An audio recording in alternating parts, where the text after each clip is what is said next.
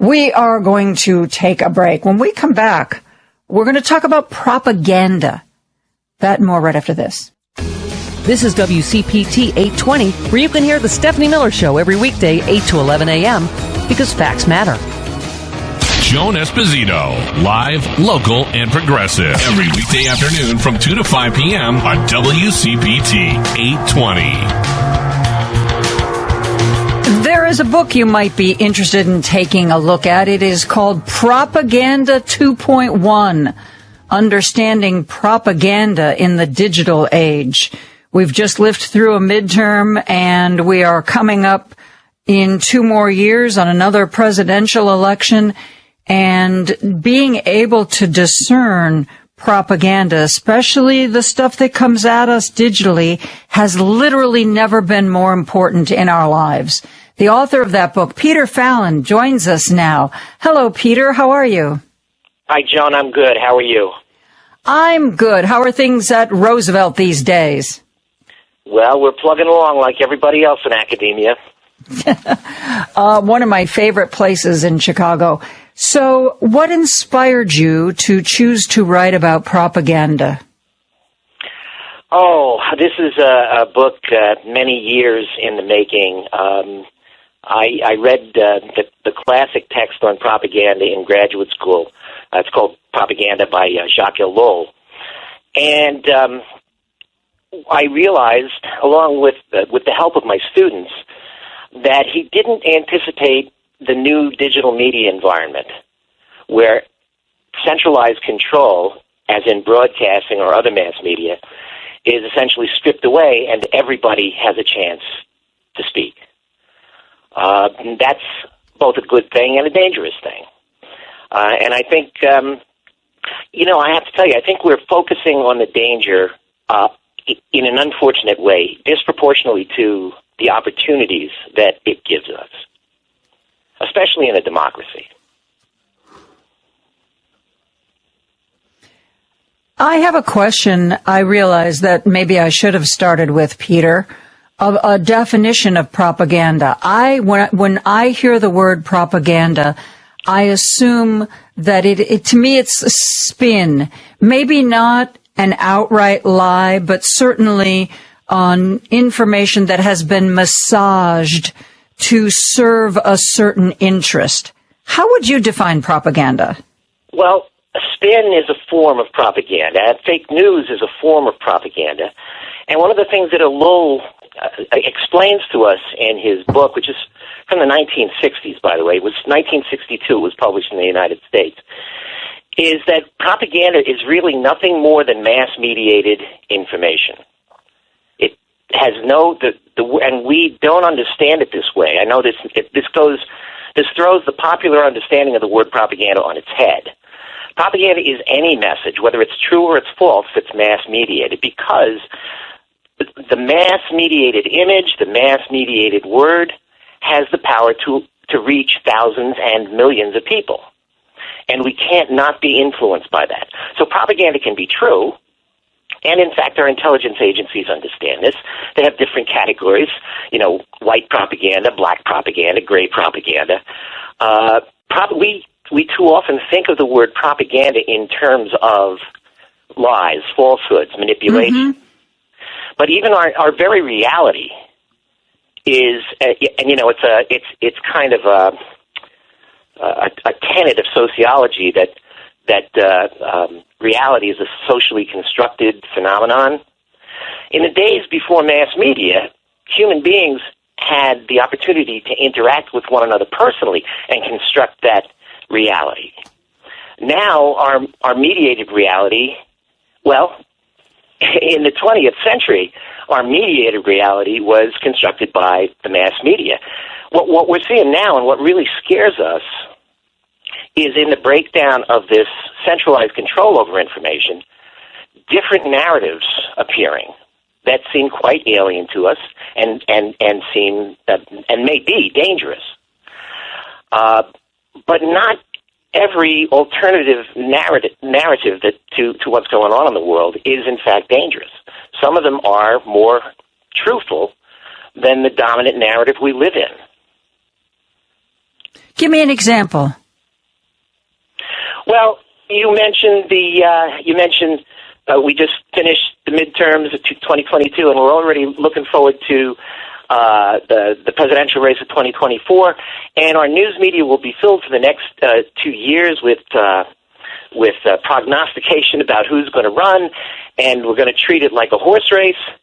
And we will focus on nothing more than that.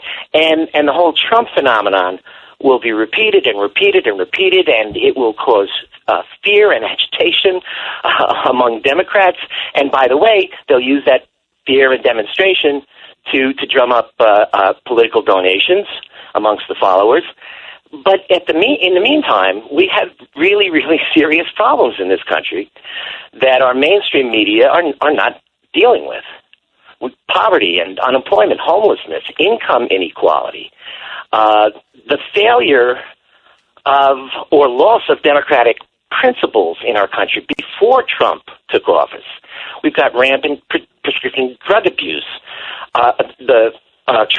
Americans' trust in the media, which in the 1970s sat at about 72%, and dropped in 1997 to 53%. Today it's about 36%, according to the Gallup poll.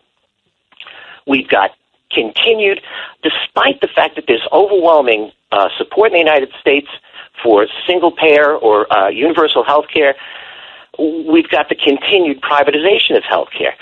Our education system, our higher education, is being destroyed by this free market model of education. There's so many problems that we have, but we're focused on the constantly change. We're looking at the shiny object, and we can't take our eyes off it. You talked about how you just mentioned a free market model of education. When you say that, are you talking about things like I've seen in certain instances where faculty have been admonished or suspended or fired because they did something the students didn't like, and the students are the economic engine, so we have to make them happy. Is that what you're talking about, or are you talking about something different? Well, that's partly it. Again, it's kind of a complex thing. I've been following this for about, it's got to be 30 years since my first teaching position. In the 1990s, there was real collegiality at schools that not only that I worked at, but that I could observe. Administrators came from the ranks of faculty.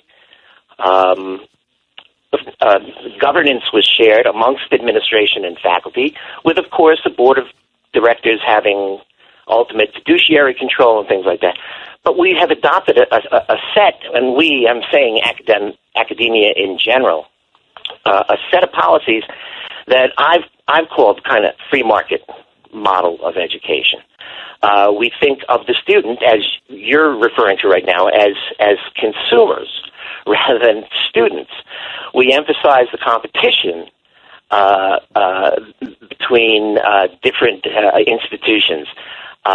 We have to constantly keep an eye on what the next new trend is, usually in technology, and spend money on that. We lose sight of the basics of education. We lose sight of teaching critical thinking. We build buildings for the sake of prestige. I have a friend, a personal friend, who lives in Michigan. I just learned about this on Facebook. He's lost his job along with 10 other faculty members because their university was running a budget deficit because they can't pay for their new football stadium. Ugh. This is the kind of stuff I'm talking about, and I call it the free. No longer administrators, they're managers, and it's a top-down approach to managing faculty. Faculty become labor. And looked at as an expense. So there's a greater emphasis on adjuncts, teaching courses that may not be there in a few years, and teaching on technologies that today are cutting edge, but in a few years when students graduate, they might be pretty much obsolete. And I don't want to spend my time with you on the show just talking about the problems of education, because we've got plenty of problems to talk about.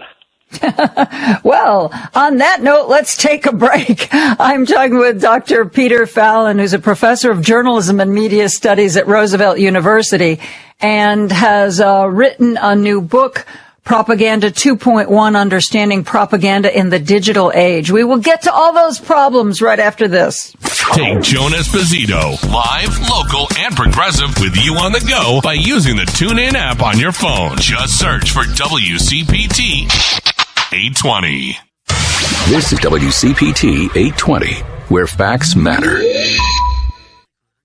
This is Joan Esposito, live, local, and progressive on WCPT 820. I'm joined by Professor Peter Fallon. He's at Roosevelt University, and he has just written Propaganda 2.1, Understanding Propaganda in the Digital Age. We got kind of sidetracked on a tangent about what's going on in education. And as Peter said right before we went to break, we have a lot more problems to talk about than that. So let's use the time we have left to address the rest of the problems, Peter. I say that with no joy, Joan, believe me. I know.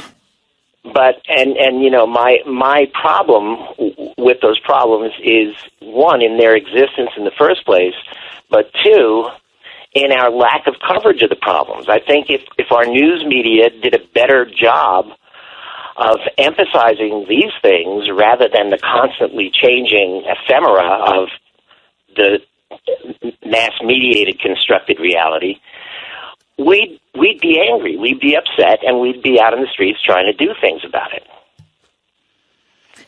I know that from working and talking to people in the news biz, a part of that is a lot of you talked about cutbacks in education. There have been cutbacks in newsrooms. And so you kind of have to focus on, just hitting like the highlights of the day, because it takes time to dig into the kind of problems like, people who lack housing. That's not something, that you make a couple of phone calls and you write 500 words on. And I think a lot of that too is the inability to have the resources to do those kinds of deep dives. How do you see that changing? I have seen it change. I've been watching it.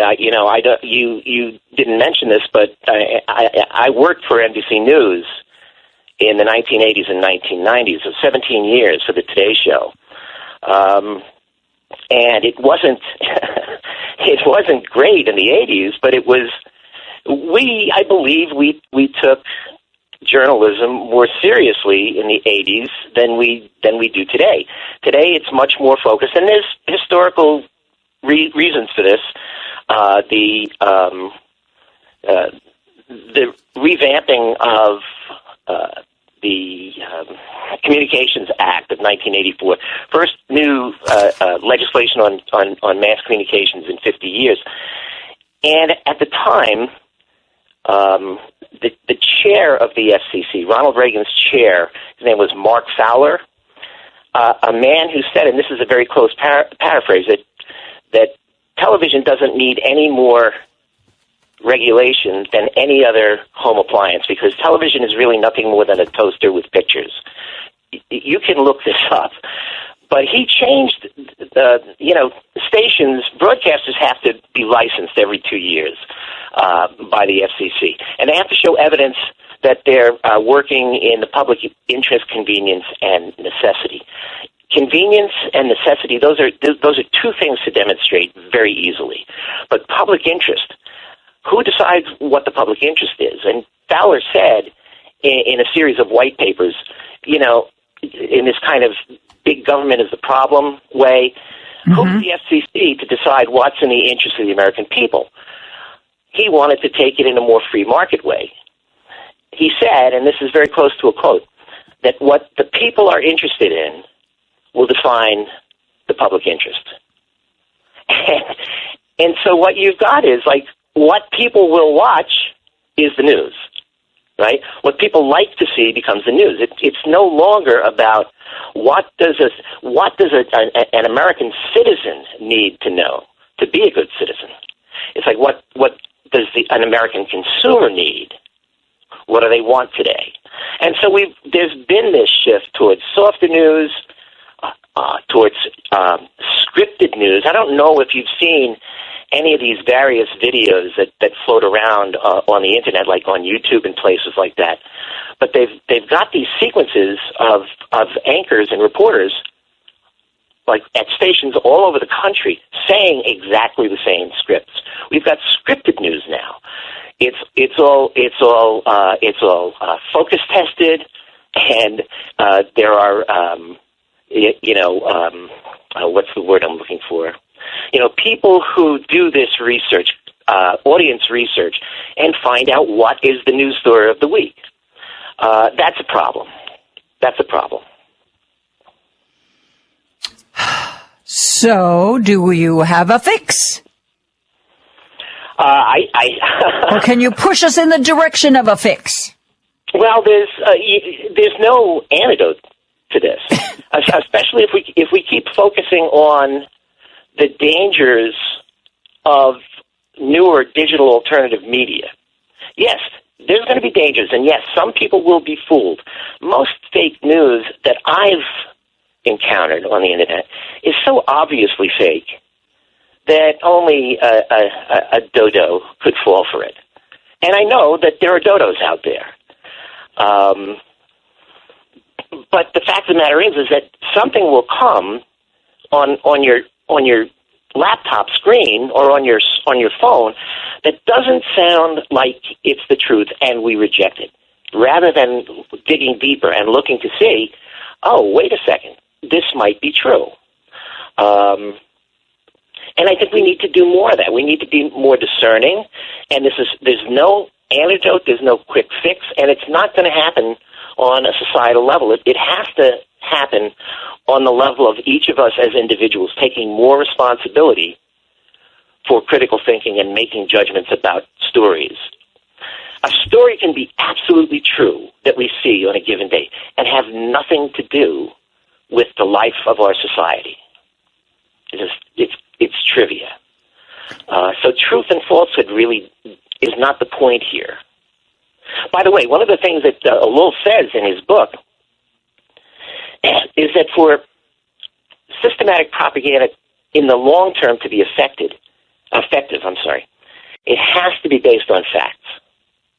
If it's based on falsehoods, it may be effective in the short term, but the truth always comes out. Go back to 2002, 2003, and the build-up to the war in Iraq. Day after day after day, we were lied to. Yeah. About weapons of mass destruction, about links between Al-Qaeda and Saddam.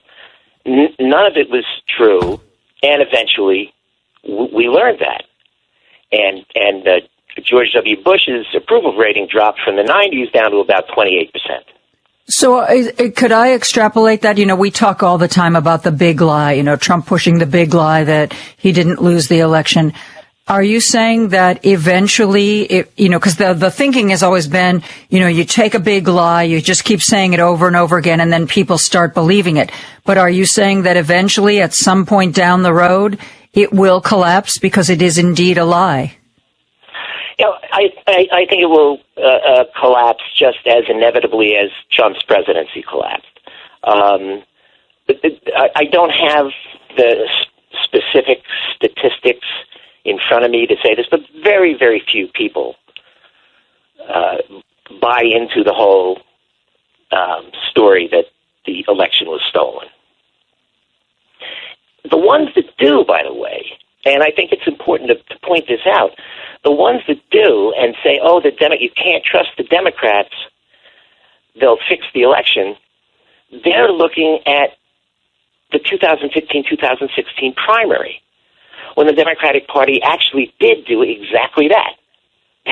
They fixed the primary in favor of Hillary Clinton.